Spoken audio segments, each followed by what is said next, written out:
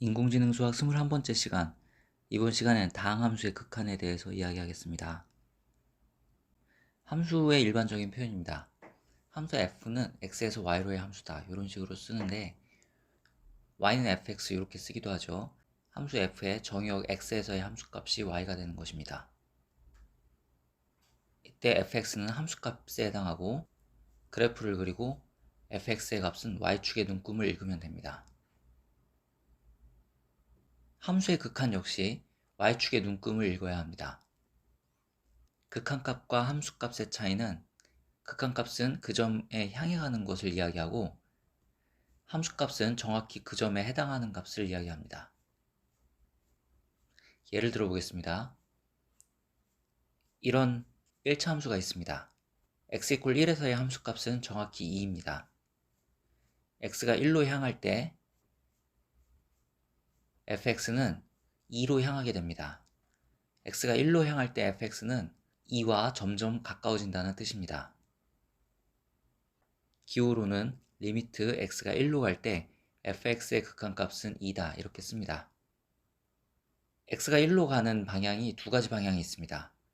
오른쪽에서 갈 수도 있고 왼쪽에서 갈 수도 있는데 오른쪽에서 가는 것을 이렇게 표현합니다. x가 1보다 큰 쪽에서 1로 갈 때 fx는 이 그림에서 2보다 큰 쪽에서 2로 향하게 되는데 이때 기호로 다음과 같이 씁니다.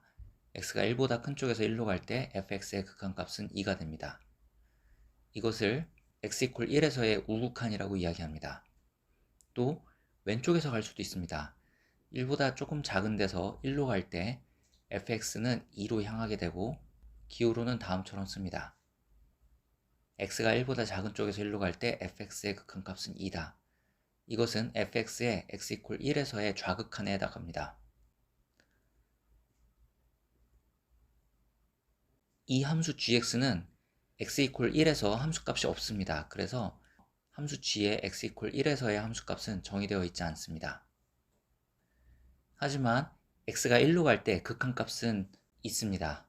1로 향할 때 gx의 값은 2로 향하는 것을 그림을 통해 확인할 수 있습니다. 이것을 기호로 x가 1로 갈 때 gx의 극한값은 2다 이렇게 쓸 수 있습니다.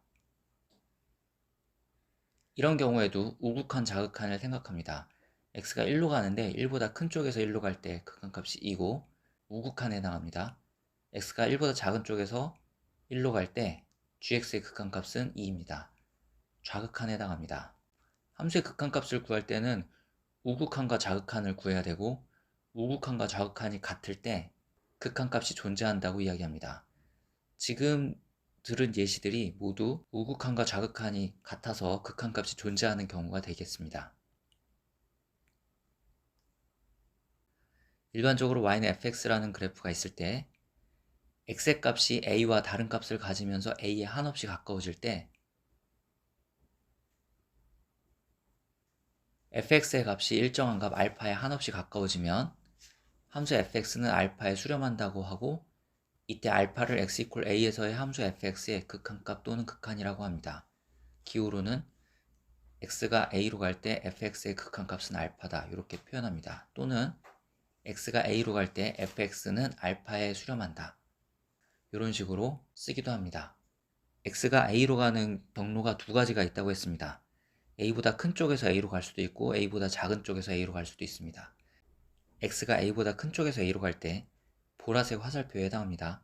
이때 fx의 값이 알파로 가죠. 그래서 x = a에서의 우극한은 알파가 됩니다.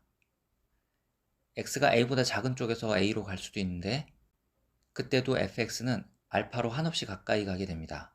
그림에서 빨간 화살표에 해당합니다. x가 a보다 작은 쪽에서 a로 갈 때 fx의 극한값이 알파이다.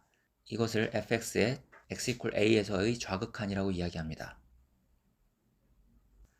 지금처럼 fx의 우극한과 좌극한이 같은 경우가 fx의 극한값이 존재하는 경우가 되겠습니다. 이런 상수함수에 대해서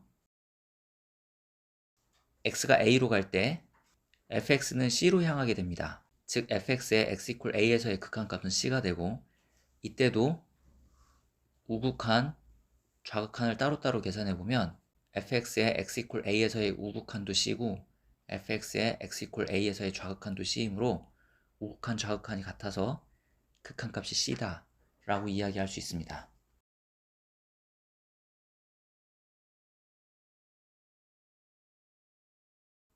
또 다른 예를 들어보겠습니다. 위식은 인수분해하면 이렇게 간단히 할 수 있고 분모에 x-2가 있었으므로 x는 2가 되면 안 됩니다. 그래서 이 함수식을 그래프로 나타내면 다음처럼 나타낼 수 있습니다. x = 2에서의 함수값은 존재하지 않지만 x가 2로 갈 때 극한값은 구할 수 있습니다. 좌극한, 우극한이 모두 1이므로 x가 2로 갈 때 위 함수의 극한값은 1이 됩니다. y는 -x 플러스 2의 그래프는 다음과 같습니다. 3에서의 함수값은 -1입니다.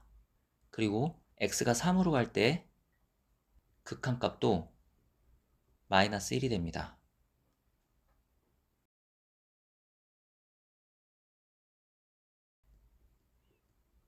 y는 fx라는 함수가 있습니다. x = a에서의 함수값은 fa입니다. 지금처럼 fx는 x = a에서 정의되어 있고 또 x가 a로 갈 때 fx의 극한값이 존재하며 다시 말하면 함수 fx에 x = a에서의 우극한과 자극한이 같으며 그 존재하는 x = a에서의 극한값과 fa 즉 함수값이 같은 경우에 함수 fx는 x = a에서 연속이라고 이야기합니다. 마지막 3번식이 위에 1번, 2번을 모두 포함하고 있습니다. 좌변의 식은 함수 fx가 x가 a로 갈 때 극한값을 이야기하고 우변의 fa는 함수 fx의 x = a에서의 함수값을 이야기합니다. y는 fx가 x = a에서 함수값과 x가 a로 갈 때 극한값이 같은 경우에 함수 fx는 x = a에서 연속이라고 이야기합니다. 그리고 이런 경우에 함수 fx는 x = a라는 점에서 연속입니다. 만약 함수 fx의 정의역의 모든 x에서 위에 3번식을 만족한다면 함수 fx는 정의역의 모든 실수에서 연속이라고 이야기할 수 있습니다. 만약 y는 fx라는 함수가 있을 때 그 fx가 x에 대한 다항식일 때 y는 fx를 다항함수라고 이야기합니다. 그리고 다항함수는 모든 실수에서 연속입니다. 따라서 정의역에 있는 모든 x에서 위에 3번식을 만족하게 됩니다.